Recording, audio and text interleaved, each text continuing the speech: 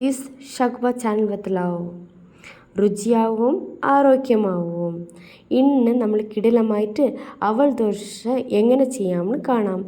വിത്ത് chutney, tomato chutney വെച്ച് എങ്ങനെ ചെയ്യാമെന്ന് കാണാം. ഇൻസ്റ്റൻ്റായിട്ട് 10 മിനിറ്റിൽ ദോശ ബാറ്റർ റെഡിയാവും. ഇപ്പോൾ കുറച്ച് പോലെ അവലെടുക്കാം. ആ അവല ഊറയിടാം 10 മിനിറ്റിൽ. ഇങ്ങനോട്ട് കറി ഉണ്ടാക്കാം.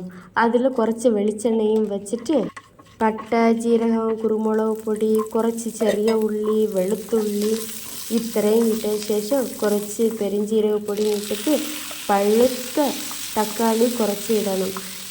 എന്നാലേക്ക് ആ രുചി ഭയങ്കരമായിട്ട് ഇരിക്കും. രുചി നന്നായിട്ട് കാണപ്പെടും. പിന്നെ തേങ്ങ ഇട്ടാലേക്ക് ആ രുചി മധുരം പോലെ കാണാതിരിക്കും. ഡ്രൈ മുളകും ഇട്ടിട്ട് അത് ആറിയ ശേഷം മിക്സി ജാറിലേക്ക് മാറ്റി വയ്ക്കാം. ഇപ്പോൾ നമ്മൾ അവൽ റെഡി ആയിട്ടുണ്ട്.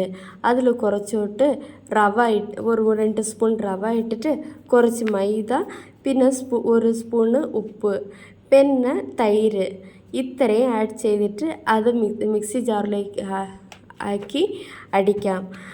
ഇപ്പോൾ ഗ്രൈൻഡ് ചെയ്തതിന് ശേഷം അത് നമ്മൾക്ക് ദോശ ചെയ്യാൻ പറ്റും.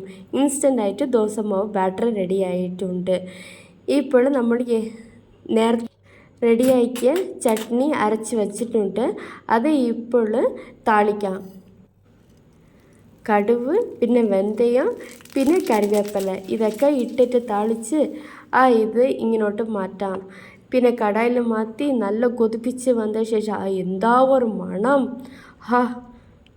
കുറച്ച് കറിവേപ്പില പൊടിയും മുളക് പൊടിയും ഇട്ട ശേഷം ആ രുചി കാണാൻ ഭയങ്കര മണമായിട്ടുണ്ട്. ഈ മണം ഭയങ്കര മണമായിട്ടുണ്ട്. വീട്ടിലേക്ക് ചെഞ്ച് നോക്കാം.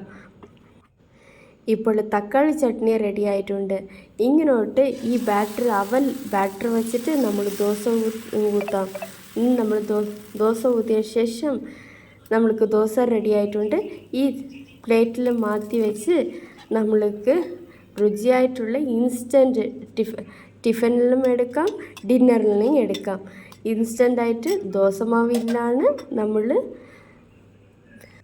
ആലോചിക്കാതെ ഇൻസ്റ്റൻറ്റ് ദോശമാവ് റെഡി. ദോശ ചട്നി റെഡി.